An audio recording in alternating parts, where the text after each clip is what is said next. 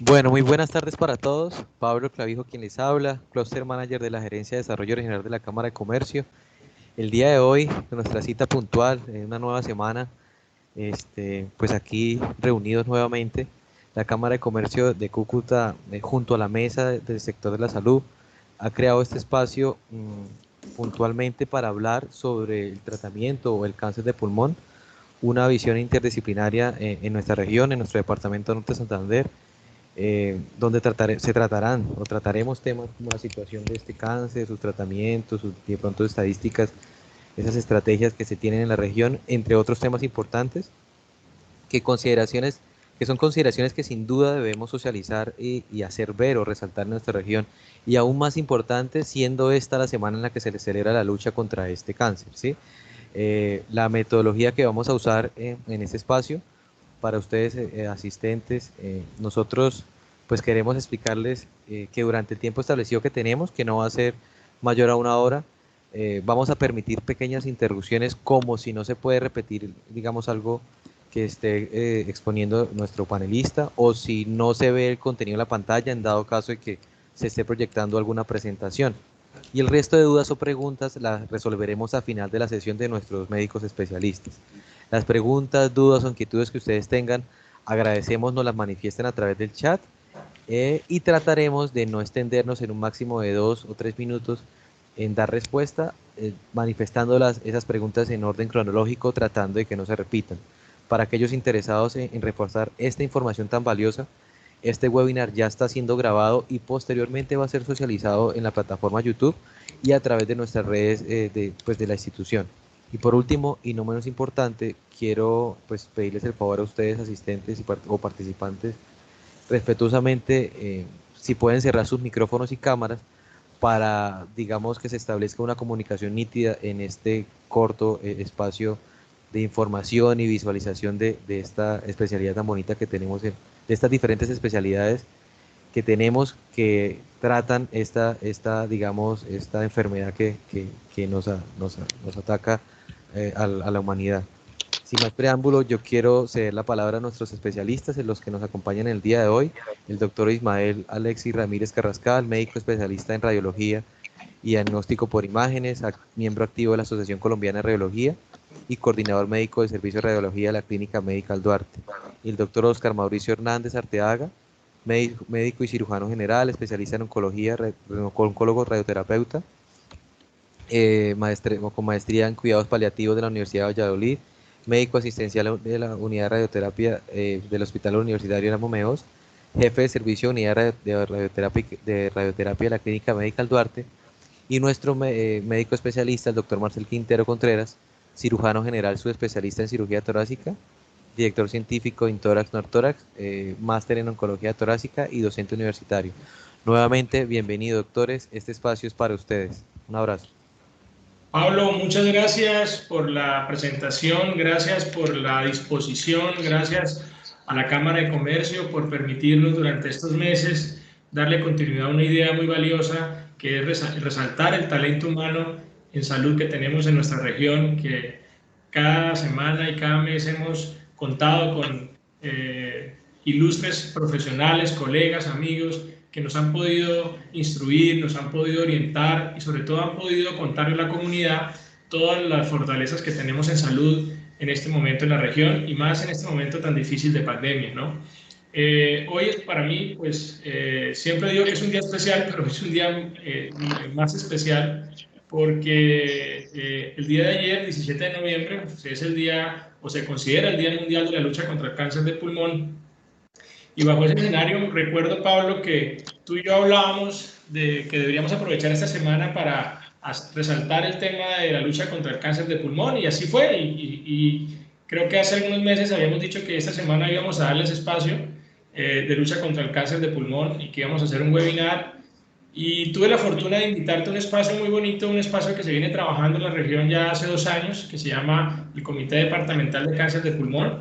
Ese espacio, pues, tú lo conociste y pues te diste cuenta de toda esa disposición de los colegas para poder trabajar en la lucha contra el cáncer de pulmón. Entonces, yo cuento esta historia que espero no cansarlos porque realmente, pues, el reconocimiento para ti y para la mesa de darnos esa oportunidad de poder hoy hablar acá sobre muchas generalidades del cáncer de pulmón, y ahí es donde nació también la idea de esta semana. Esta semana se ha trabajado en la ciudad y en la región como una semana de lucha contra el cáncer de pulmón. Entonces, muchas gracias, Pablo, por poder darnos ese espacio.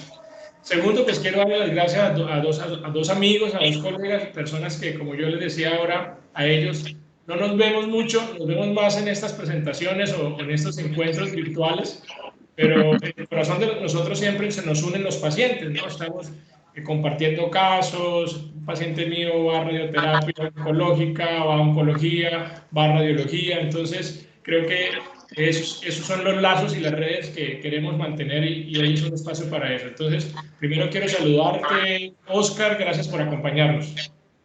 Hola Marcel y hola Ismael, gracias Pablo por la invitación, gracias a la Cámara por permitirnos este espacio, compartir con la comunidad pues lo que estamos desarrollando acá en la región, tener la oportunidad de interactuar, como dice Marcel, pues con dos amigos y colegas, grandes profesionales también de la región, y pues que sea un espacio que nos permita dar a conocer a las personas no médicos y al personal en general pues todo lo que tenemos, la disposición de diferentes técnicas tanto de diagnóstico por radiología como de tratamientos quirúrgicos, como de tratamientos oncológicos específicos como la quimioterapia o la radioterapia o este tipo de tratamientos modernos, y que tenemos acceso a ellos en nuestra región y que podemos, no tenemos que ir a ningún sitio para encontrarlos. Ya afortunadamente pues cada día disponemos de más herramientas para trabajar como se debe en nuestra ciudad. Bueno, Ismael, bienvenido, me hace muy feliz que hoy nos puedas acompañar. Quiero resaltar pues siempre tu disposición de estas alianzas, de estos trabajos en equipo. Nunca había tenido la oportunidad de podernos presentar personalmente, pero el comité departamental nos ha unido y eso me hace muy feliz. Entonces, quiero darte la bienvenida a esta mesa de salud. No, muchas gracias a ti, Marcela, a todos, a Oscar, a Pablo, a todos. Yo soy como el más nuevo del comité. Me he dado cuenta de que tal vez me he perdido de mucho porque ya llevan 1 año o 2 años, creo, ¿no? Y eso ha sido, realmente le cambia a uno como la visión de todo, que no solamente piensa uno como radiólogos, que es nuestra especialidad, sino como qué es lo que quiere el cirujano de tórax, qué es lo que quiere el radiooncólogo, el oncólogo. Entonces, pues es realmente algo que no solamente nos ayuda a nosotros, sino que ayuda a la demás gente. Bien, Nelly, gracias. Y hoy, pues, después de ver todas las cosas que hemos hablado en los comités, pues me interesé en participar en esta charla del día de hoy, que, como les dije, no solamente lo complementan a uno, sino que nos complementan a todos. Y es también muy importante a veces enseñarle a la demás gente que tiene la posibilidad de unirse por medio de estos métodos, de qué es lo que estamos haciendo, ¿no?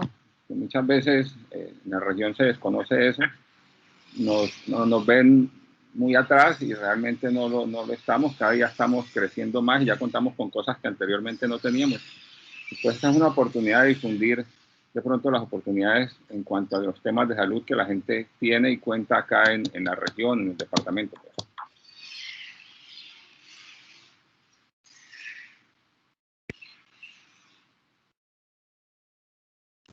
Doctor, tiene el micrófono silenciado, doctor Marcel. Qué pena.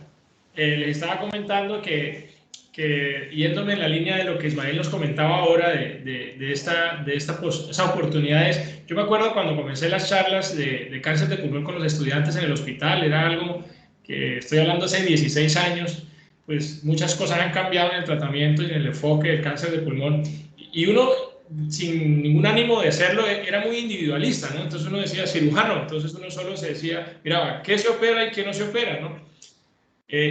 Esta semana ha sido una semana muy bonita porque me permitió como repasar todos esos archivos, Oscar, Ismael y Pablo y todos los asistentes, y es impresionante cómo efectivamente hoy no podemos hablar como especialistas únicos de este tema, ¿no? Esto es un tema que nos compete a todas las especialidades, y al final, como dice Ismael, si nosotros no estamos unidos, no tenemos esa red de información, de apoyo, pues seguramente el paciente puede ser no tenga el mejor tratamiento. Entonces, yo creo que ya entrando de fondo al tema de cáncer de pulmón, y para tratar de aprovechar el tiempo que la comunidad pues quiere oírnos, voy a, pues, a comenzar con un temario muy básico que nos permita como interactuar y dejar conceptos claros.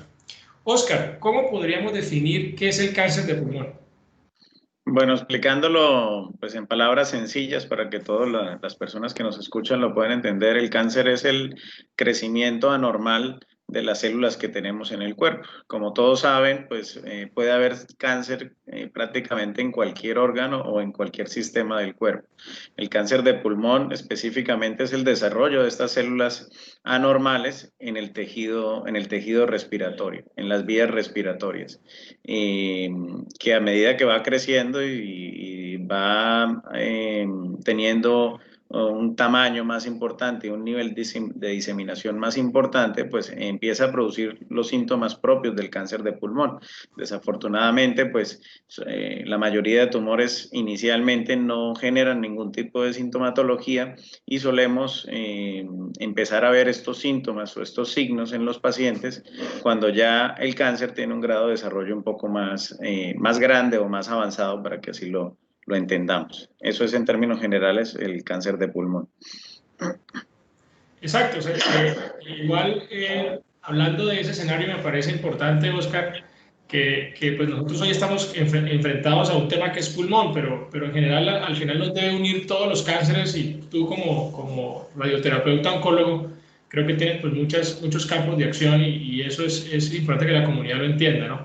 Hoy estamos hablando de pulmón, ¿no? Hace tiempo hablábamos de mama, después hablábamos vamos a hablar de próstata, pero es un tema que nos une a todos.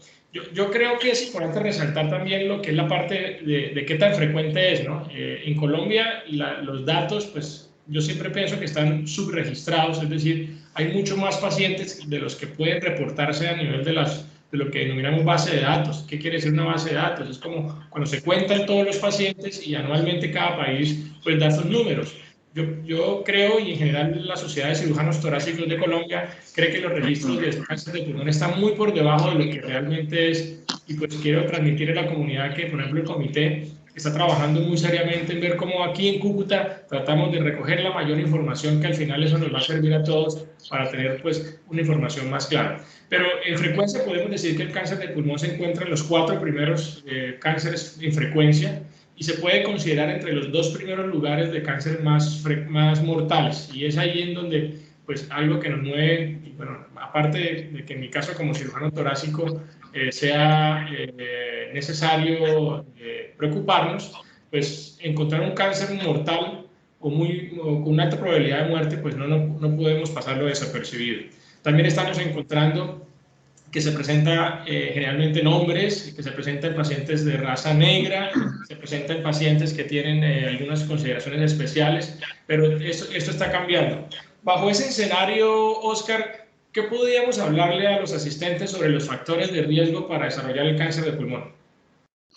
Bueno, como en otros tipos de cáncer, los factores de riesgo para desarrollar el cáncer de pulmón normalmente no se concentran en una causa única, sino que habitualmente pues es digamos, un conjunto de causas que favorecen el desarrollo del crecimiento normal de las células.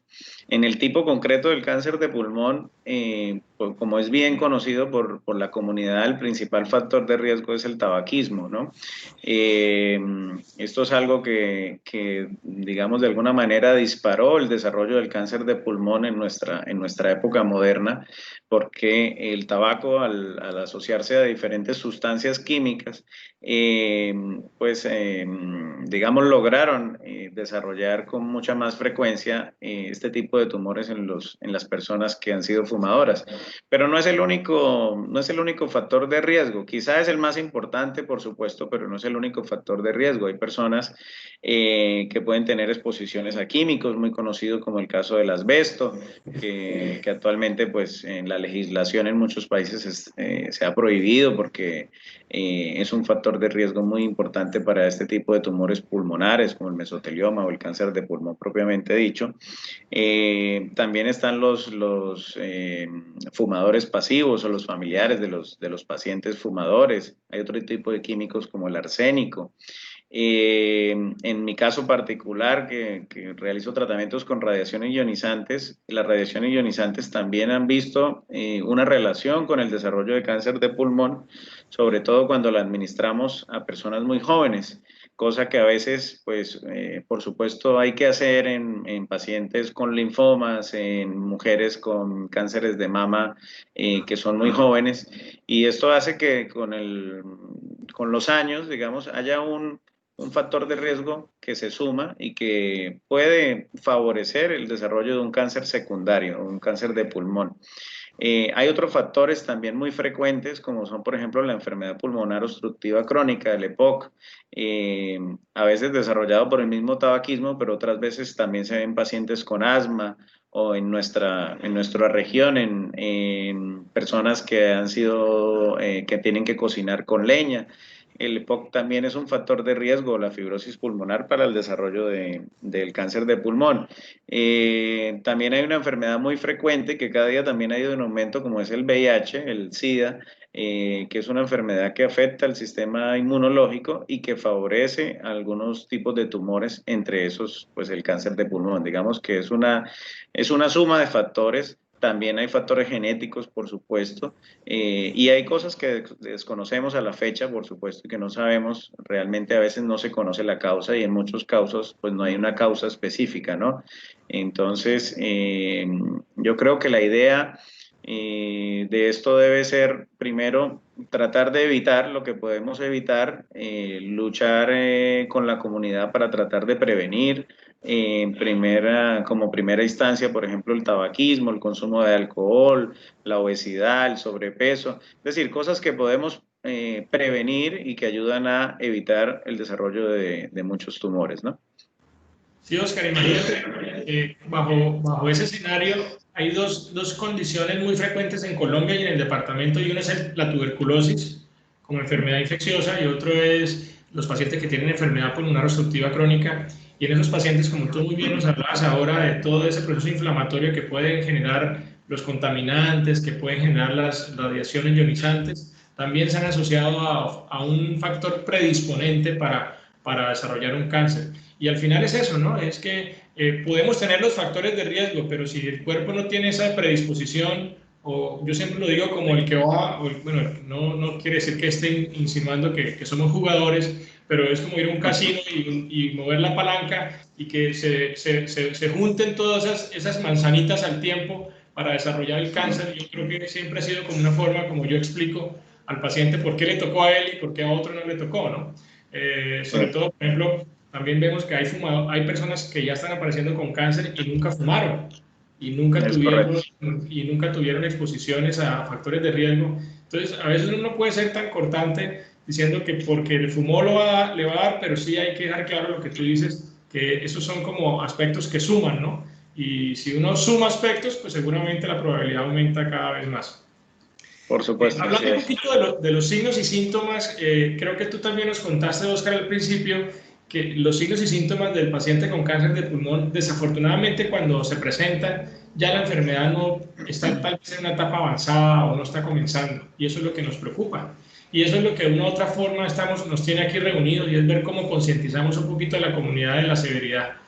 ¿Qué síntomas podría tener un cáncer de pulmón? Resulta que los síntomas de cáncer de pulmón siempre se podrían confundir con otras enfermedades.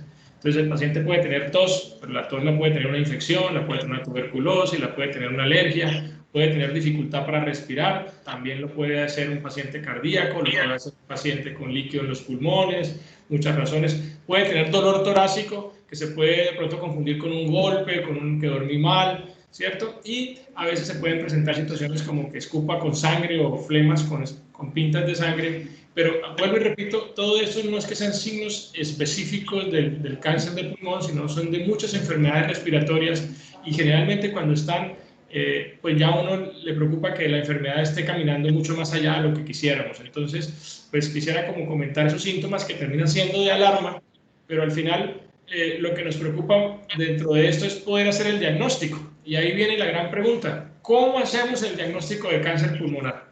Ismael, yo creo que este es un espacio donde necesitamos que tú nos cuentes un poco cómo dejamos la comunidad el mensaje de hacer ese diagnóstico? ¿Qué nos puedes hablar del diagnóstico en cáncer de pulmón? Bueno, hoy en día afortunadamente en cuanto al tema de imágenes y de radiología, pues hay muchas alternativas, ¿no? Obviamente nosotros los radiólogos, pues todos los pacientes que recibimos pues nos llegan enfocados ya mediante un médico general, porque pues ahorita cuando vamos a hablar más adelante del tamizaje, yo no quiero dejar la idea como que ahora todos tienen que irse a hacer una radiografía, un TAC de tórax, no.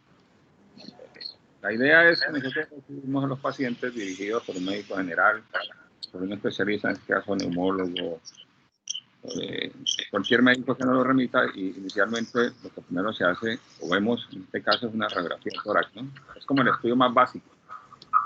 El estudio más básico, el de mayor acceso para toda la población. Obviamente, la idea sería, yo sé que hay muchos médicos, muchos estudiantes de medicina, pues que todos los estudios, en el caso de una radiografía de tórax, viéndolo como un estudio tan sencillo, pues tenga una indicación que sea dirigido, porque eso facilita la interpretación y pues hace que en este caso se tenga más detalle de qué es lo que el médico que nos lo remite quiere buscar, ¿ya? Después pues hay otro estudio que todos conocen también, que es la tomografía. Hoy en día en la región, pues afortunadamente ya acceder a un TAC es más fácil. Menos de, yo creo que 5 años, hay ¿cuántos? Como unos 7, 8 TAC en Cúcuta. Más o menos, sí, señor. Bueno, sí. Teníamos 2, creo, 2 nada más, que era el de la San José y no sé si era la Santana y el Hospital 3. Entonces, la tomografía es un estudio que para el caso del cáncer pulmonar, pues tiene una alta sensibilidad, ¿ya?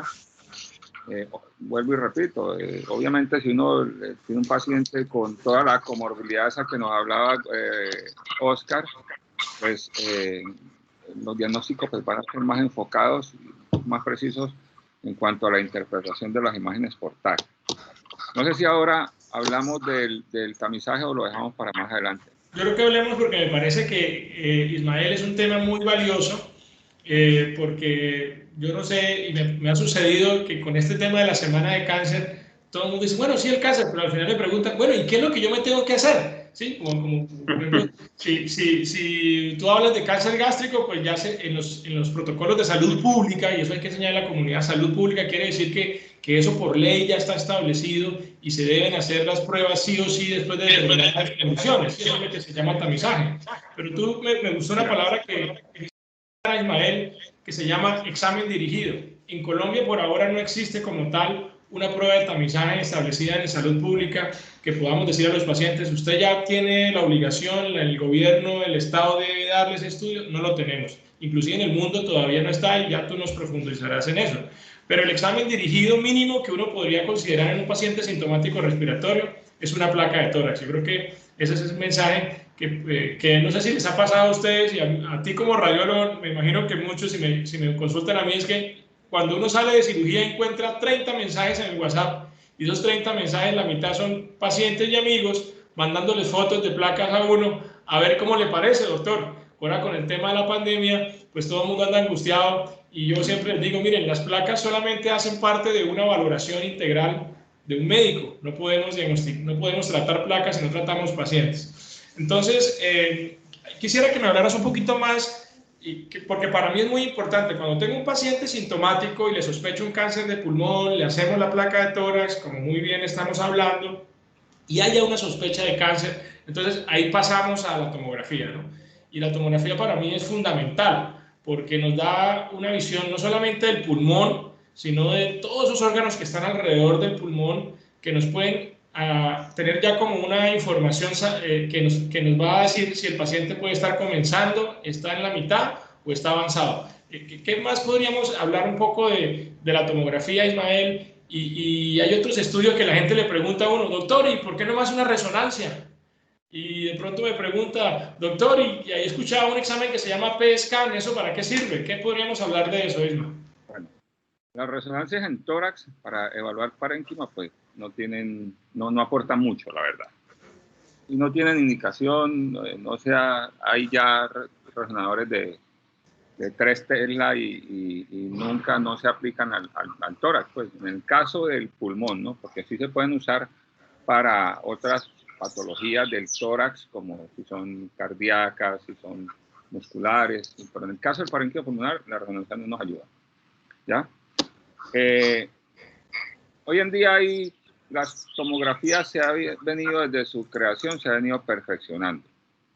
Ya, por ejemplo, cuando hablamos de tamizajes, en el 2013 yo estuve buscando, cuando tú me preguntaste, y hay un grupo de trabajo de servicios preventivos en Estados Unidos.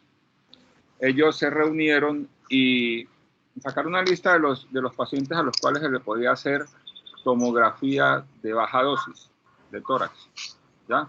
Son especialmente 3 grupos, no sé si yo los comparto porque pues ese no es mi tema, pero te los voy a denunciar. Son aquellas personas con un antecedente de tabaquismo excesivo, ¿ya? Eso está explicado en la parte médica en paquetes años, que ya después tú, pues no sé si lo vamos a tocar aquí. Los que fuman ahora o son actuales fumadores o han abandonado el hábito de fumar en los últimos 15 años, y los que tienen entre 55 y 80 años de edad, ¿ya? Eso es lo que yo te digo que el grupo de pronto estableció, que es como a las personas a las cuales se les podría hacer un TAC de baja dosis como tamizaje, ¿ya? ¿Qué son los TAC de baja dosis? Pues una tomografía de tórax normal, sin contraste, en los cuales, por medio de una serie de aplicaciones del tomógrafo, pues lo que se hace es disminuir la dosis, porque como lo estaba diciendo Hernando, si yo me hago 20 tomografías en el año, pues muy probablemente, si es un hombre o una mujer, voy a tener por la exposición a la radiación, un tumor más adelante, ¿sí? Y pues esa no es la idea. Entonces, ¿qué han hecho? Bajar los protocolos, ajustar los protocolos y hacer que lo que nosotros llamamos el KB y el MA se reduzca tanto que una tomografía pueda ser inocua, por decirlo así, aunque hay que tener algo muy claro, y es que las radiaciones se acumulan, ¿no? Uno no la elimina, pues, sino que las dosis de radiación se van sumando. Entonces, las tomografías de baja dosis, pues hoy en día es lo que se utilizaría como tamizaje para este grupo de pacientes. Desafortunadamente acá en Colombia no se hace. Los TAC se hacen de baja dosis en controles después de tratamientos por ciertas patologías. Pero bueno, eso es lo que podríamos hablar de tamizaje en cuanto a cáncer de pulmón, pues. Ismael, pero también he notado mucho que los grupos y ustedes que hacen parte de todos, hacemos parte de las sociedades más importantes científicas del país, pues ya es una de las preocupaciones. Yo creería, y como para contarle a la comunidad, que pues este tema que increíblemente en el mundo no está ya estándar, sino que apenas están logrando en algunos países establecer estos tamizajes, por decir así, estas pruebas obligatorias. Por ejemplo, en Estados Unidos no todos los estados tienen como tal aprobado este tamizaje, ¿no? Por ejemplo, para que la comunidad entienda que esto está en un proceso, pero yo sí aspiro y creo que a todos nos va a caer muy bien que con todos los soportes médicos y científicos en un futuro se tenga esa prueba que le permita al paciente un diagnóstico temprano, que es lo que a todos nos preocupa. Ismael, háblame un poquito entonces ya. Tenemos, por ejemplo, la sospecha clínica, le hacemos la placa, hacemos la tomografía, encontramos que hay una lesión en el pulmón. Entonces ya viene la posibilidad de hacer un diagnóstico que llamamos biopsia. Entonces las biopsias se pueden hacer de muchas formas. Es importante también para la comunidad entienda que siempre que hablamos de biopsia no podemos decir que sea simplemente un procedimiento menospreciable, ¿no? Es un procedimiento invasivo. Lo que pasa es que ese procedimiento invasivo tendría como 2 escenarios. Uno, que es el escenario que maneja el radiólogo, que llamamos radiología intervencionista, en donde el radiólogo puede entrar y hacer una toma de una muestra. Y un segundo escenario, que es el que haríamos nosotros los cirujanos. ¿Qué nos puedes aportar de esa posibilidad diagnóstica de radiología, Ismael? Hoy en día la radiología intervencionista, pues también afortunadamente ya la contamos con radiólogo intervencionista en la región, pues es una oportunidad más para el paciente, ¿ya? Lo que permite es hacer diagnósticos muchas veces muy tempranos, ¿sí? Por medio de métodos no invasivos, ¿ya? se puede hacer, por ejemplo, tenemos biopsias dirigidas por TAC, ¿ya? Para lesiones pulmonares en las cuales el clínico y nosotros los radiólogos en el momento de interpretar una imagen creemos o sospechamos de que es un cáncer de pulmón. Entonces, la biopsia nos da, dirigida por TAC, la posibilidad primero de utilizar un método no tan invasivo y segundo de tener un diagnóstico que igualmente podría decirlo que tiene la misma sensibilidad que hacer que eres cirujano de tórax, una biopsia abierta, ¿ya? Eso es lo que ha hecho y ha dejado que la cirugía sea en el momento que tiene que ser, que es cuando ya ustedes tienen que hablar del tratamiento definitivo, ¿ya? Entonces, eso es. ¿Para qué sirve también la radiología intervencionista? Pues nos ayuda a tomar biopsias de líquido, en el caso del tórax, por un PA, que de pronto un paciente con un derrame, que es muy recurrente, que no solamente se drena una vez y vuelve a aparecer, o que se drena una vez y hay que hacer estudios citopatológicos. Pues eso nos ayuda, no solamente por TAC, también por ecografía. O sea, todos esos son dos métodos que la radiología realmente ha aportado para el diagnóstico. No solamente un diagnóstico preventivo, sino un diagnóstico ya histopatológico. De acuerdo, yo creo que tú has tocado un tema muy importante para nosotros los cirujanos, Ismael, y es que nosotros como cirujanos, nuestro gran reto es cuándo no operamos al paciente, cuándo no debemos hacer una cirugía innecesaria, cuándo no debemos hacer una cirugía que si tenemos otras alternativas que al paciente le ayuden, pues eso es lo ideal. Y en este caso del diagnóstico, pues es fundamental la competencia del radiólogo intervencionista. Yo creo que, como tú muy bien dices, en la ciudad, en la región lo tenemos y hemos hecho un gran equipo. Claro, hay momentos donde el radiólogo no puede llegar o le queda muy complejo o el riesgo es muy alto y pues ahí entramos nosotros con toda la responsabilidad, ¿sí? Pero es importante que la comunidad entienda que esas decisiones no son aleatorias, sino que este grupo que llamamos talento humano, red médica, comités, pues nos ha ayudado a poder unirnos y a tomar las mejores decisiones. Oscar, háblanos un poquito ya, si estamos ya en un tema de que, bueno, el paciente, ya definimos un poquito el cáncer, hablamos un poquito de qué tan frecuente es, hablamos de los signos, de los síntomas, de los factores de riesgo, hablamos de cómo sería una imagen y cómo se abordaría si hay que hacer la biopsia. Ya entraríamos a cómo se clasifica, cuáles serían las etapas del cáncer de pulmón. Sí, bueno, entrando un poquito ya en lo que es la parte más clínica y diagnóstica del cáncer de pulmón, pues una vez hemos llegado, obtenido un diagnóstico y tenemos este tipo de imágenes de las cuales nos está hablando Ismael, pues eso nos permite hacer un abordaje ante qué nos estamos enfrentando. Por supuesto, como en cualquier tipo de cáncer, la clasificación de a qué tipo de cáncer nos estamos enfrentando, pues es muy importante porque esto es lo que nos va realmente a dar la pauta de qué tratamiento podemos ofrecerle al paciente.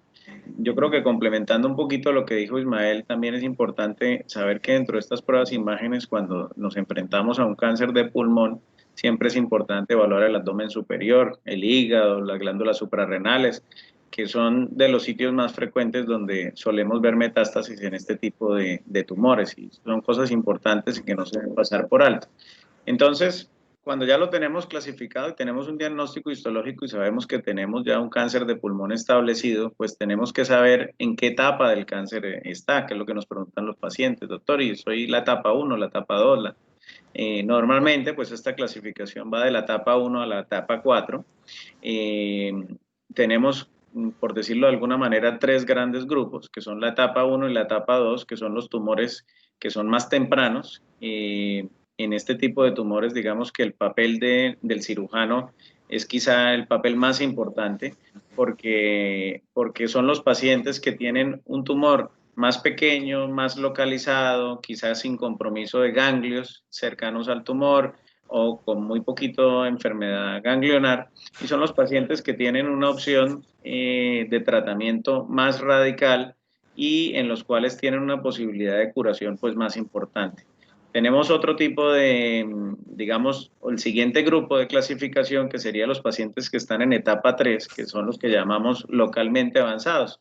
Este tipo de tumores es más heterogéneo, es más variado. Son pacientes que pueden tener tumores más grandes, mayor compromiso ganglionar. Y en este grupo de pacientes hay muchas discusiones porque la modalidad de tratamiento, las diferentes alternativas de tratamiento, pues son muy variadas. Podemos hablar incluso de un tratamiento quirúrgico, podemos hablar de un tratamiento con quimio o radioterapia, que se hace pues de manera, digamos, al tiempo, de manera concurrente, como lo llamamos nosotros, o podríamos hacer incluso un tratamiento de quimioterapia o quimioradioterapia y evaluar también la posibilidad de la cirugía. Este grupo de pacientes pues ya son de un pronóstico, digamos, un poco más desfavorable porque su enfermedad está un poco más avanzada. Y por último, tenemos los pacientes en estadio más avanzado, que son el estadio 4, en el cual ya se considera una enfermedad diseminada. Ya la enfermedad está fuera del pulmón, está afectando o puede afectar otros órganos. Normalmente el cáncer de pulmón pues tiene una avidez por hacer depósitos en algunos sitios del cuerpo, entre esos principalmente el hígado, los huesos, las glándulas suprarrenales y el sistema nervioso central. Digamos que este tipo de pacientes, desafortunadamente, si se diagnostican en esta etapa de entrada, sabemos que son pacientes que consideramos incurables, pero que también tienen diferentes alternativas de tratamiento que hoy en día pues permiten tener sobrevidas mejores, permiten tener calidad de vida mejor y permiten que la evolución de su enfermedad pues sea más lenta, y que puedan tener pues digamos una calidad de vida, un pronóstico un poquito mejor, ¿no? Digamos que en general pues estos son nuestros grandes grupos de trabajo. Sí, Oscar, creo que ha sido muy claro. Yo me uno a ese gran reto que es lo que por ejemplo, a mí mi consulta, Ismael, Oscar y asistentes, pues el paciente viene muy ansioso, ¿no? Él quiere que tal vez en la consulta ya yo le diga qué tipo, si es un cáncer o no, y aparte de eso, qué tipo de cáncer, y después de eso, en qué etapa está. Entonces, imagínate todo ese escenario para nosotros, pero creo que Oscar ha dado una descripción muy clara, que igual la utilizo, muy sencilla, y es esos tres grandes grupos en esas cuatro etapas. Y pues uno definitivamente pues tiene que cumplir las etapas, ¿no? El pasar del lunes al martes, al miércoles al jueves, como tiene que ser disciplinadamente, para darle la mejor atención al paciente. Entonces, cuando ya tenemos esas etapas, Oscar, entramos entonces al tratamiento. Entonces, yo creo que de pronto ya tú nos diste como un abrebocas de cómo podría ser el tratamiento. Entonces, yo creería que pues te invito a que hablemos un poco, planteemos primero la etapa inicial, lo que llamamos un diagnóstico temprano, y seguramente ahí vendrá una pregunta que voy a aprovechar en esa etapa, y es lo que quisiéramos todos antes de diagnosticar un cáncer de pulmón o tenerlo, es que se pudiera diagnosticar temprano, y es lo que denominamos muchas veces lo que es el nódulo pulmonar, ¿cierto, Ismael? Ese nódulo pulmonar que siempre nos preocupa y que queremos todos, que ojalá todos los cánceres llegaran como nódulos pulmonares, porque es el paciente que podemos casi que considerar curarlo, ¿no? Entonces, antes de hablar un poquito de esa primera etapa de tratamiento para ese estadio inicial, ¿tienes algún comentario de las radiografías, de las imágenes? En tu experiencia, Ismael, ¿cómo has detectado o por qué te llegan los pacientes y tú dices tiene un nódulo pulmonar? ¿Qué podríamos comentar a la comunidad? Mira, los nódulos pulmonares, o el nódulo pulmonar solitario, es un hallazgo común en rayos X, ¿ya? Como te digo, cuando uno ve un nódulo pulmonar en un paciente que tiene, por ejemplo, además cambios de POC en la radiografía, que es lo que uno está viendo en el momento, porque uno no ve que está expuesto a todas esas cosas que dijo Hernán, pues muchas veces solamente tenemos la placa. Hoy en día, pues, esto que decíamos nos sirve porque yo ya puedo, por ejemplo, en el grupo escribir: oiga, mire, tengo este paciente, ¿de quién? Marcel, es tuyo, vino por esto, tú lo conoces, Oscar, todo el tema. Entonces, eso facilita las cosas. Entonces, los nódulos pulmonares son imágenes, como el mismo nombre lo dice, nódulos únicos, nódulo pulmonar solitario, pues, que uno ve en la radiografía de tórax, mucha facilidad, y que realmente es un diagnóstico inicial, es una puerta de entrada, ¿ya? Porque la mayoría de los pacientes con nódulos pulmonares solitarios, uno lo que recomienda es hacerlo un TAC con prioridad, ¿ya? Y la tomografía, pues, aclara muchas cosas. Hoy en día hay tomografías, y sobre todo para los estudiantes de medicina, hay tomografías, hay que entender que un TAC de tórax simple no es lo mismo que una tomografía de alta resolución, ¿ya? Ni es lo mismo que una tomografía de baja dosis, ¿ya? Entonces, es como la puerta de entrada a lo que puede ser un cáncer de pulmón, y que más adelante pues nos va a permitir que en ese estadio pues ustedes puedan hacer el resto del tratamiento y al paciente le vaya mejor. Claro, ¿no? Y yo te lo pregunto porque al final eso es lo que sucede, ¿no? El paciente va, por decir algo, a hacerse una placa por una gripa, a hacerse una placa porque el anestesiólogo le pidió dentro de los exámenes prequirúrgicos una placa de tórax, y muchas veces no hay un síntoma claro o no tiene síntomas y se encuentra en esa placa de tórax, ese nódulo pulmonar, que al final pues es lo que nos hace a nosotros como que aprender las alarmas y de pronto entrar en el proceso diagnóstico que ya hablábamos y hacer el diagnóstico de un cáncer en la etapa inicial. ¿Ves muchos nódulos pulmonares incidentales en tu práctica, Ismael? El micrófono se cerró, Osma. Sí, claro que sí, eso, la neumonía y el EPOC son las tres cosas que de pronto en una radiografía de tórax podemos ver, ¿no? Con más frecuencia.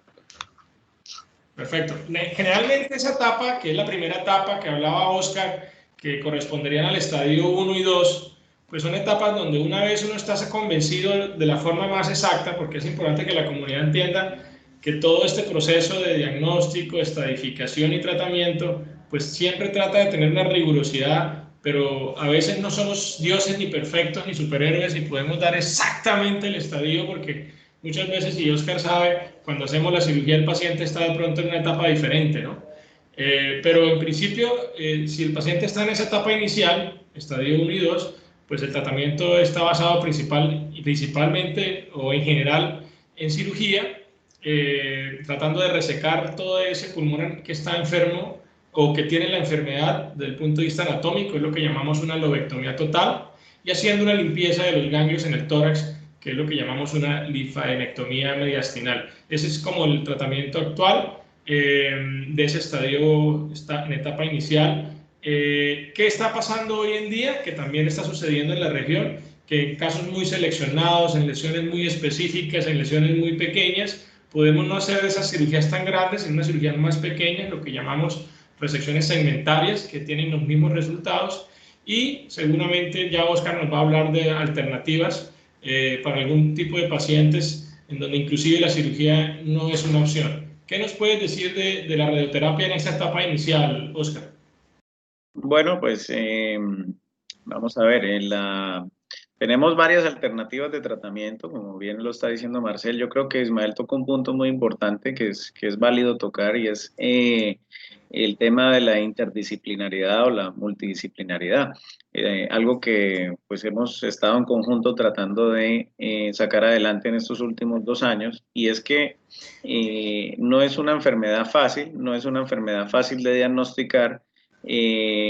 No es una decisión fácil el tratamiento que se le ofrece al paciente. Normalmente no es que llegan donde Marcel y Marcel dice yo le voy a operar y va a quimio y va a radio y va a tal. No, normalmente es una decisión que se toma en conjunto porque precisamente las pruebas de imagen nos acercan a lo que puede ser el diagnóstico, y los radiólogos con buen criterio nos pueden orientar hacia qué tipo de patología es. Una vez tengamos un estudio histológico, esto también nos orienta. No es igual todos los tipos de cánceres de pulmón, hay diferentes tipos de cáncer de pulmón, y la agresividad, el comportamiento biológico, el tratamiento varía del uno al otro. Por lo tanto, en las etapas tempranas, pues siempre tenemos como primera opción, por supuesto, el manejo quirúrgico cuando es posible, y pacientes luego, según lo que nos encontremos en los resultados de la patología, porque por supuesto, como lo decía Marcela, a veces inicialmente creemos que hay una cosa, pero cuando ya tenemos la pieza o ya se opera el paciente, pues nos encontramos a veces con hallazgos diferentes. Esto hace que pueda cambiar la etapa de un paciente que inicialmente creíamos un paciente localizado por un paciente localmente avanzado, incluso un paciente metastásico.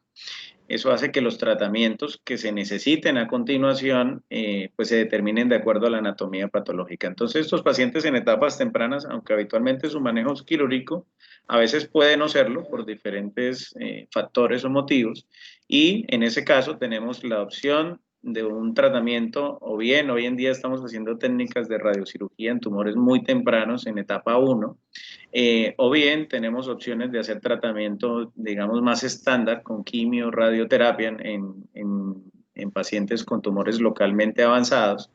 Y evaluar, en algunos casos se puede evaluar incluso el manejo quirúrgico después de un tratamiento estándar, en otros casos es un tratamiento definitivo y luego pues entra en un seguimiento. Ahora, hablando de esto, en cuanto a las histologías, hoy en día tenemos el desarrollo de estudios genéticos y estudios moleculares que nos hacen no solamente conocer el nombre y el apellido del tumor, sino que nos permiten conocer algunas características muy propias de cada estirpe tumoral.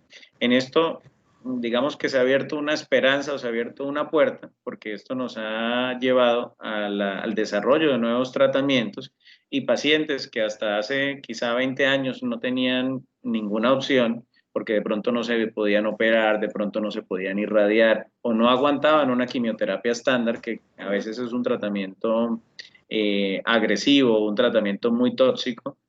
Tienen hoy en día otras alternativas de tratamiento, con tratamientos dirigidos, tratamientos de inmunoterapia, tratamientos dirigidos a estas anormalías genéticas, y que permiten, como lo decía hace un rato, pues mejores supervivencias, mejores calidad de vida al paciente, y tener pues un paciente que puede sobrevivir mucho tiempo en condiciones mejores.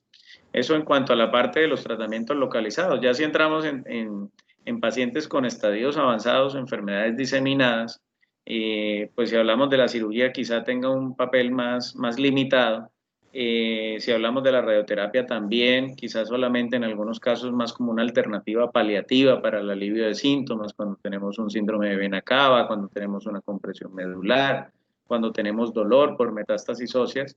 Y en ese escenario, pues es más importante el tratamiento sistémico, digamos, es el tratamiento principal, con medicamentos de quimioterapia o con medicamentos de inmunoterapia que a veces se utilizan de manera pues exclusiva para el manejo de estos pacientes. Y como lo digo, pues pueden ser pacientes que de entrada sabemos que no se van a curar, que desafortunadamente hasta el día de hoy la mayoría de pacientes con cáncer de pulmón siguen llegando en etapas avanzadas.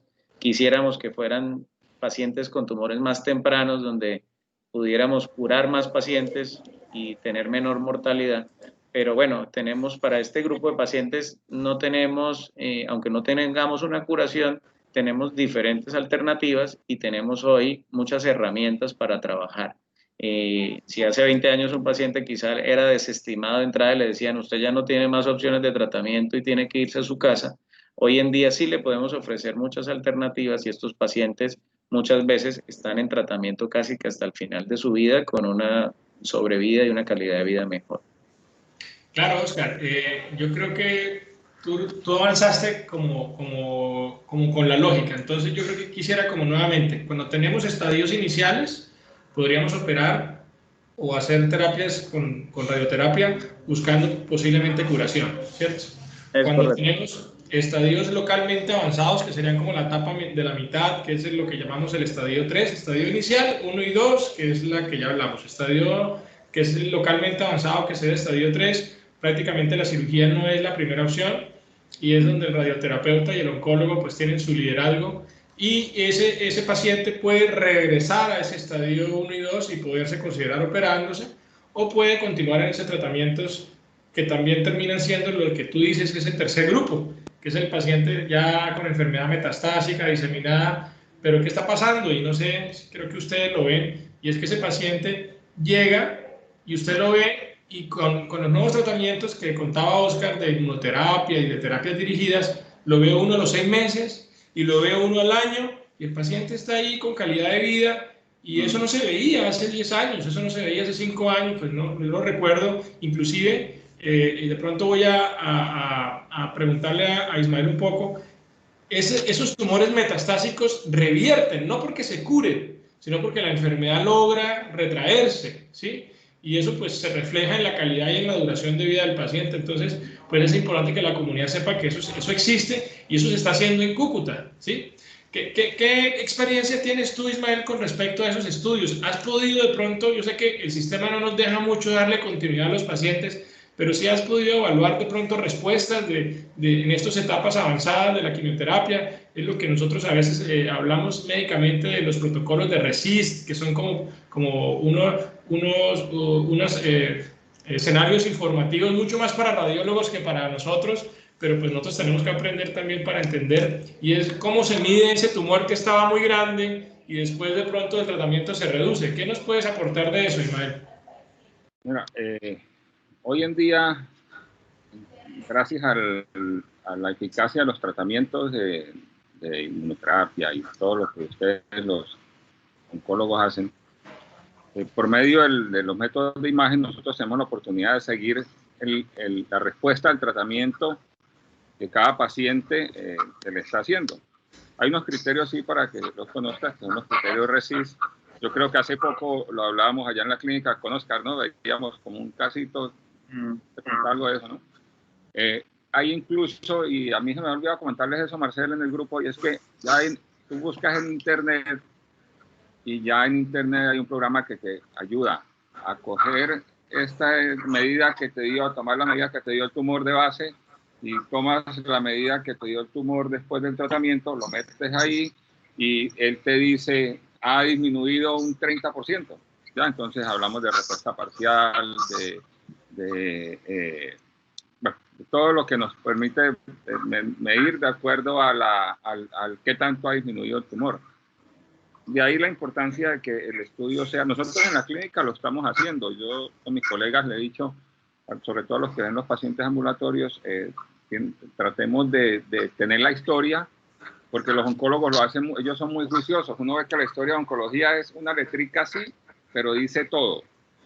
Dice todo, la hora en que el paciente, el tumor llegó en el tórax media tanto, ganglios de tanto, otra metástasis en la suprarrenal de tanto. Entonces uno puede hacer, en base a esas mediciones, pues evaluar el grado de respuesta que el paciente ha tenido durante el tratamiento. Y eso es muy importante porque no, evita que se pierda tiempo, sobre todo. ¿Ya?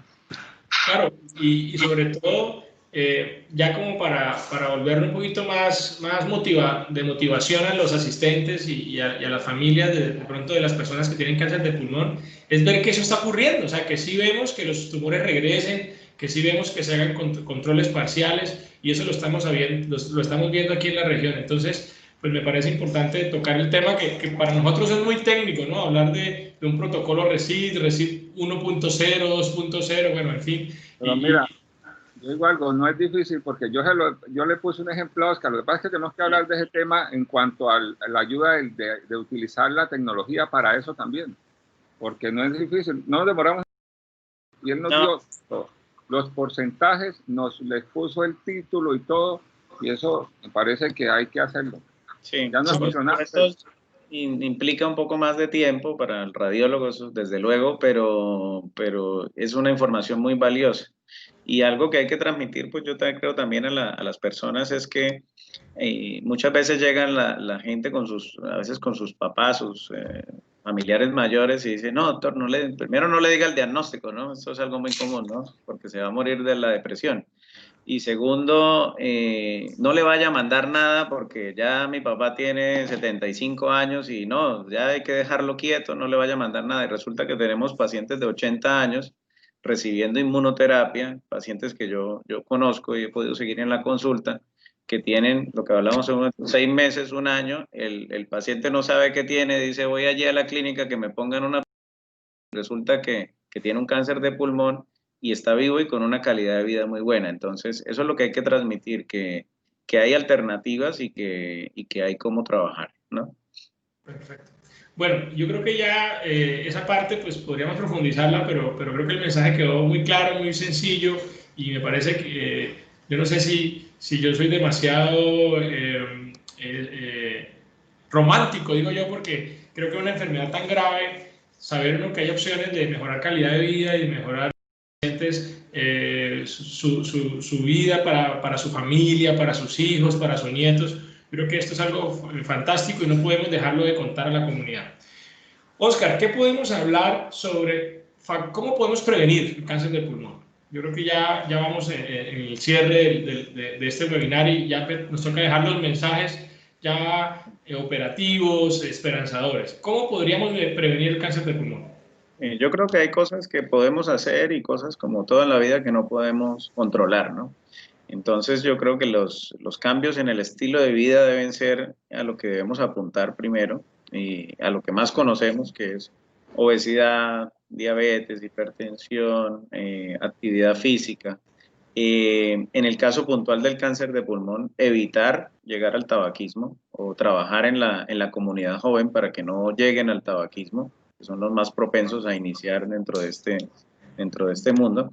Y luego trabajar también, que ya le corresponde un poco más al gobierno, que es el tema de los factores de riesgo, por ejemplo, como el asbesto, para prevenir la exposición laboral a ese tipo de sustancias. Y las personas, por supuesto, que trabajamos con radiaciones ionizantes y que tenemos mayor exposición a este tipo de, digamos, radioactividad que también puede aumentar la incidencia de algunos tipos de tumores, pues utilizar pues todos los métodos de prevención para prevenir pues este tipo de tumores. No, yo creo que eso es como lo importante y eso es lo que podemos nosotros intentar trabajar con la comunidad principalmente, porque luego ya hay factores genéticos, hay factores ambientales, hay factores de contaminación que quizás están de nuestro poder incidir en ellos, pero en lo que se pueda, pues hay que trabajar en ellos. Y lo otro, pues ojalá que en algún momento podamos incidir en esa población de riesgo, como lo hablaba Ismael,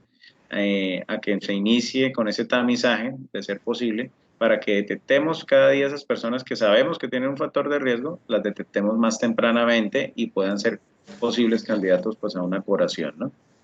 Claro que sí, yo creo que eso se resumiría, Oscar, no sé si estés de acuerdo en lo que determinamos factores modificables y factores no modificables, ¿no? Entonces, los factores modificables no solamente aplican para el cáncer de pulmón, sino para muchas enfermedades como la hipertensión, diabetes, síndromes metabólicos, y es esa alcancía que tenemos que tratar pues todos los que de una u otra forma tratamos de comer bien, hacer un poquito de ejercicio, y dicen, pero ¿para qué está fitness? ¿Para la foto? No, estamos fitness, es para fortalecernos por dentro. Y bueno, yo voy a hacer un comentario muy personal y me confronto, y en general lo que está sucediendo con esta respuesta, por ejemplo, el coronavirus, es eso, ¿no? Es que tan inflamados estamos nosotros por dentro, y en ese momento llega pues una enfermedad de estas y empuja esa inflamación. Y lo mismo puede suceder en el cáncer, ¿no? El cáncer podemos tener la predisposición, pero si esos factores modificables los empujan, pues vamos a desarrollar ese tipo de enfermedades. Ismael, Oscar volvió a tocar el punto, fue inevitable en el diagnóstico hablar de las pruebas de tamizaje, pero retomando un poco, porque es importante como dejar claro eso a la comunidad, ¿no? No existe en este momento dentro de las normas de salud pública ningún examen de tamizaje para cáncer de pulmón, ¿sí? Podríamos decir que realmente son exámenes dirigidos que deben estar acompañados de un médico o un profesional de salud que pues lo solicite con el criterio. Estamos de acuerdo.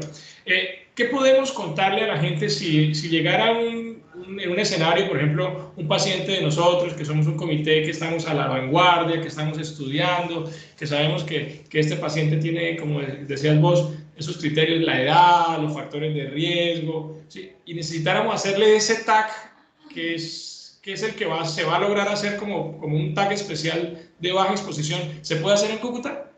Claro, se puede hacer porque tú no necesitas un equipo especial para hacer solo tomografías de baja dosis, no, eso es dentro de las aplicaciones que tiene el tomógrafo, con todos los tomógrafos de la ciudad.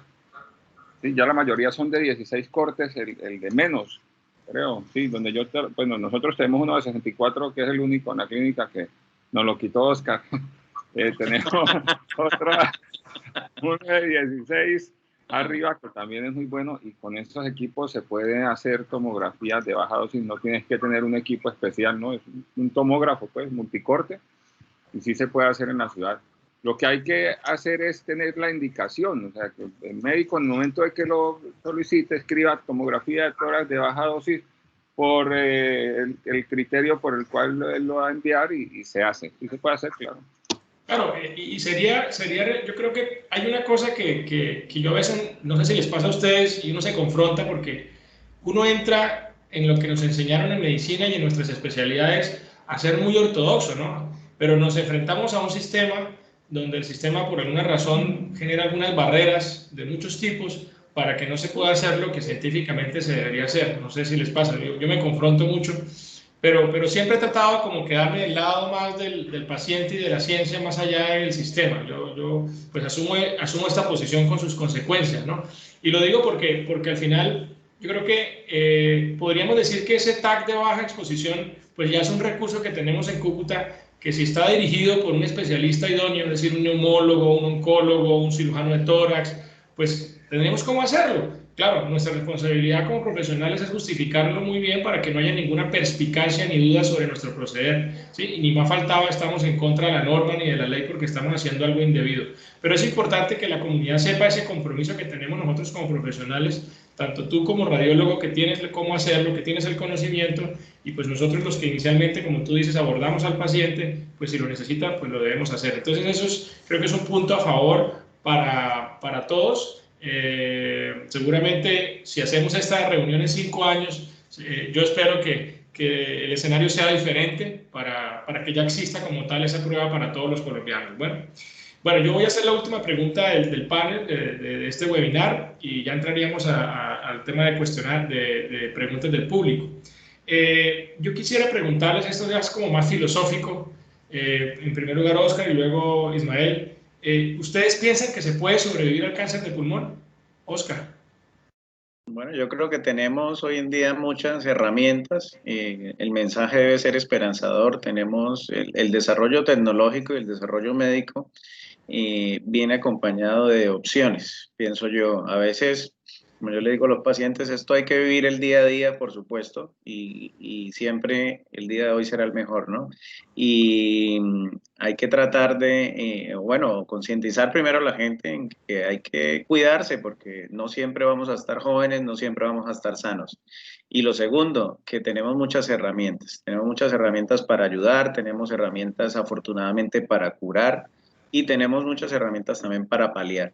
Entonces el mensaje debe ser que sí se puede sobrevivir y se puede sobrevivir con calidad de vida y se puede curar también. Entonces eso es lo que cada día todos nosotros estamos trabajando por eso. Vivimos en formación continua y trabajamos pues para eso y para todos nuestros pacientes, por supuesto. Bueno, Ismael.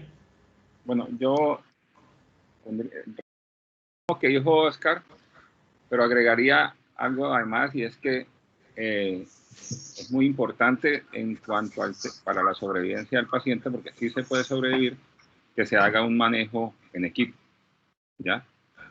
Que desde el comienzo el manejo sea interdisciplinario, porque si no queda el paciente como pescando aquí con este, y después con este, y después con este, y termina él detrás de nosotros, y nosotros, pudiendo nosotros por medio de un grupo, pudiendo arroparlo, pues. Tú tienes casos muy chéveres que hablamos en el comité, donde se ve la importancia de que todos opinemos, la importancia de que todos ayudemos a tomar decisiones, porque no todos lo sabemos todos, pues. Entonces, cada uno aporta su granito de arena y ahí se va armando como un rompecabezas y casi siempre esos favores.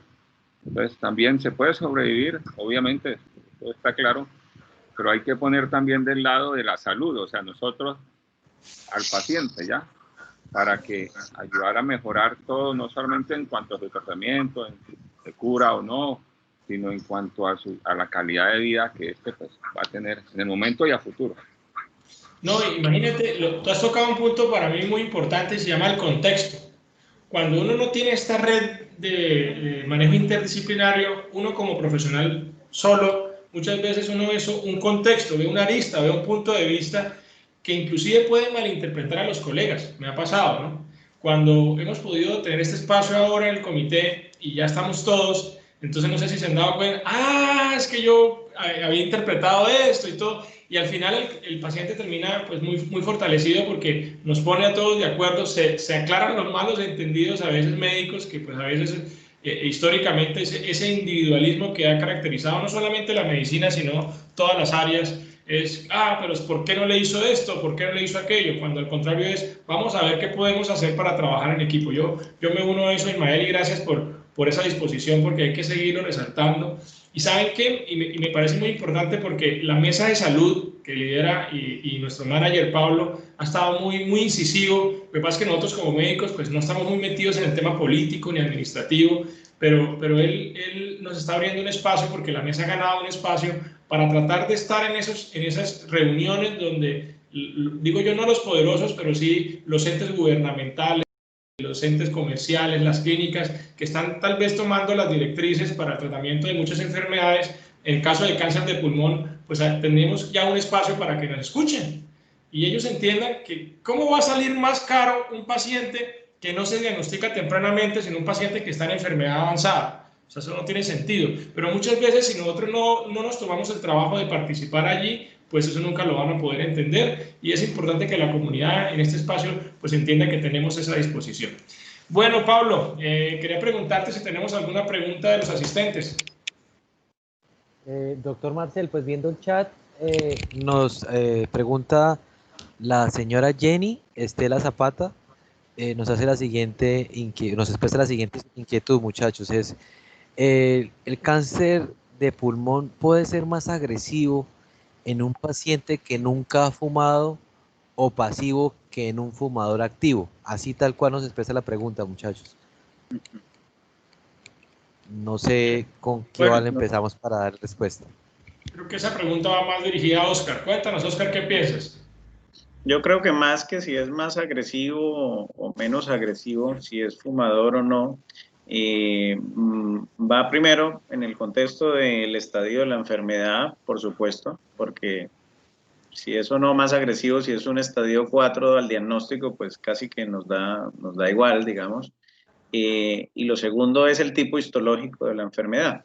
Entonces, y esa expresión de esas alteraciones genéticas que pudieran tener un tratamiento. Entonces, lo más importante no es quizás si sea más o menos agresivo, lo más importante es un diagnóstico temprano y la subclasificación de ese tumor, saber el nombre, los apellidos y además de esto, qué alteraciones genéticas puedan haber que podamos nosotros incidir con un tratamiento directo o un tratamiento quirúrgico. Eso es como lo ideal en este tema. Yo quisiera como complementarte, o sea, que exista un estudio donde, como la asistente nos pregunta que por fumar o no fumar la severidad del cáncer sea más o no, pues no es algo que tengamos claro nosotros en nuestro ambiente. Yo creo que para mí el reto más grande es que el no fumador o el fumador pasivo de pronto tiene la percepción que no le va a dar o que no puede tener la enfermedad. Entonces, volvemos a lo que hablábamos en un principio, esos factores de riesgo pues podrían, por decir así, enmascarar la probabilidad y confiar al paciente. Entonces, pues lo más importante sería pues siempre también tener claro que la enfermedad está latente en no fumadores. Yo creo que sería también un mensaje que podríamos anexarle a esa pregunta de ella. O sea, el fumador, no fumador o fumador pasivo no es que tenga menos o más fuerte el cáncer, sino que lo puede desarrollar. Claro, en una probabilidad mucho mejor. Yo tengo aquí mis estudiantes, Oscar y Ismael, me hacen también preguntas en el chat interno. Entonces, esta primera pregunta va para Ismael. ¿Qué nos pueden hablar de PET-scan y cáncer de pulmón? No sé qué tanto nos puedas apoyar ahí, Ismael. Bueno, primero, el PET-scan desafortunadamente todavía no lo tenemos acá en la región. Pues. Es un método diagnóstico en el cual se usa una sustancia que es, podría decirle así, tiene afinidad para las ciertas células tumorales porque lo sintetiza más rápido que los demás órganos. Entonces, eso da como un destello en el estudio que se realiza por tomografía. ¿Ya? Es un estudio a base de tomografía, para los que no saben, pues, y nos ayuda a tener una podría decirlo así, una mayor aproximación a la certeza del diagnóstico y sobre todo a las evoluciones, a los controles que se le realizan a los pacientes. Es muy, por ejemplo, para determinar o despejar dudas acerca de ciertas genopatías o metástasis, pues es un estudio que nos ayuda mucho, ¿ya?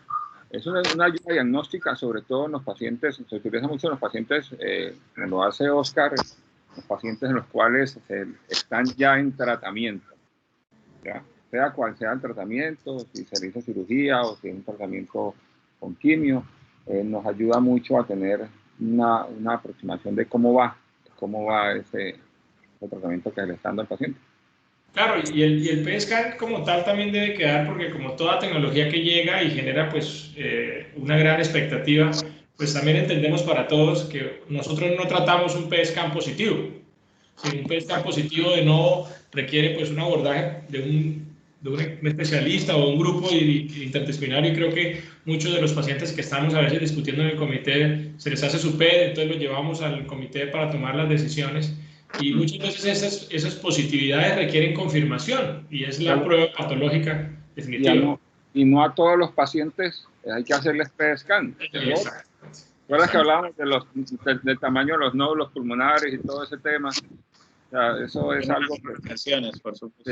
Sí. Perfecto. ¿No? Y mira qué bonito, al final estamos todos alineados en esa posición que es clara a nivel médica, y la comunidad debe también entender que así no está en Cúcuta, pero sí lo tenemos en la región. Cuando lo pedimos, pues se hace, y sí nos termina ayudando mucho cuando el paciente lo necesita. Oscar, pregunta de mis estudiantes. Pues yo creo que esta pregunta sí es porque estuvieron en la clase mía de cáncer de pulmón. Yo les hablaba a ellos de que muchas veces algunos pacientes en etapa inicial, o sea, en la etapa que se pueden operar y se pueden curar con cirugía, se les hace una técnica en radioterapia que es el SBRT. Correcto. Y que los resultados de esos pacientes pueden ser también apuntando a la curación, que pues está trabajando, y hay inclusive muchas publicaciones médicas que comparan la cirugía con el SBRT, y lo que se está viendo es que casi los resultados pueden ser hasta mejores porque el paciente no se opera. ¿Qué nos puedes hablar de eso, Oscar, y si eso se está haciendo en Cúcuta? Bueno, pues la SBRT es un tipo de radioterapia, ¿vale? La radiocirugía la clasificamos como en dos grandes grupos, que es la radiocirugía craneal y la radiocirugía extracraneal, que por sus siglas en inglés es SBRT. La SBRT a día de hoy es una alternativa, digamos que no es la primera alternativa en cáncer temprano de pulmón, pero lo hemos conversado en algunas reuniones. Es una alternativa válida que se está haciendo en muchas partes del mundo, en pacientes que a veces no quieren operarse o rechazan la cirugía, en pacientes a veces que son inoperables, es decir, el paciente sí quiere, el cirujano sí quiere, pero desafortunadamente por las condiciones médicas no se puede realizar la cirugía. Y lo que hacemos en esa técnica es que damos con una alta precisión dosis ablativas o dosis muy altas al sitio donde se encuentra la lesión tumoral, buscando también erradicar completamente el tumor. Entonces, en estos estadios, sobre todo aplica para estadios 1, es una alternativa válida.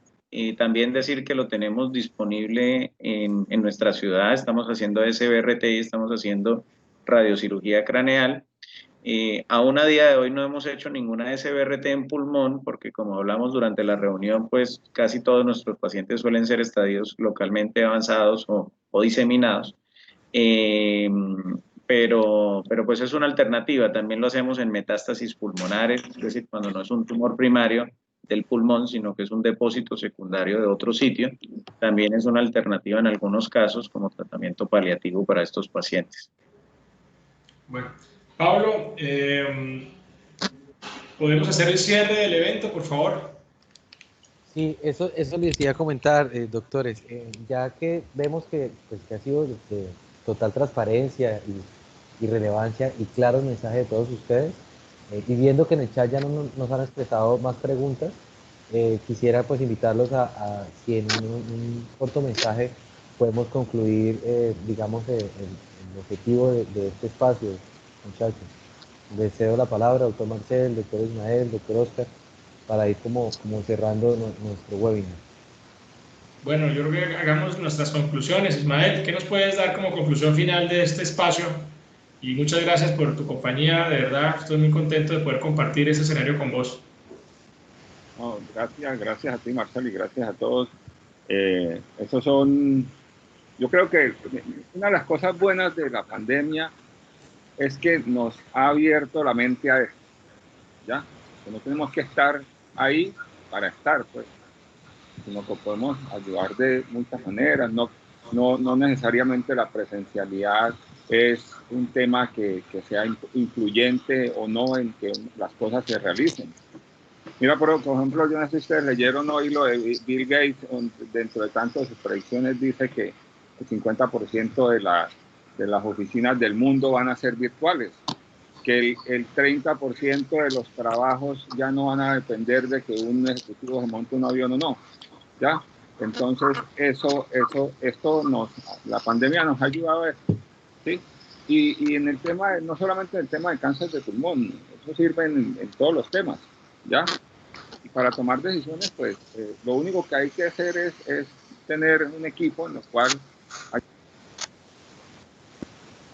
tener un equipo en el cual las cosas sean más fáciles.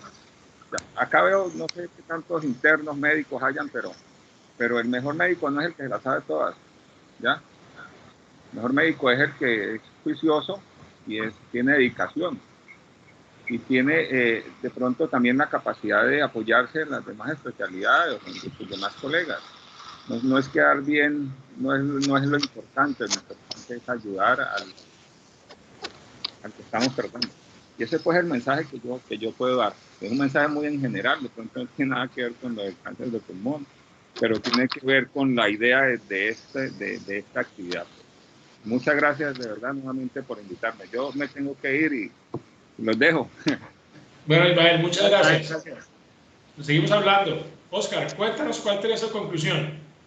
Sí, yo creo que dos cosas importantes, una de las que tocó Ismael, una es la multidisciplinaridad y el trabajo en equipo, que puede mejorar los resultados oncológicos, que finalmente es lo que muchas veces queremos, ¿no?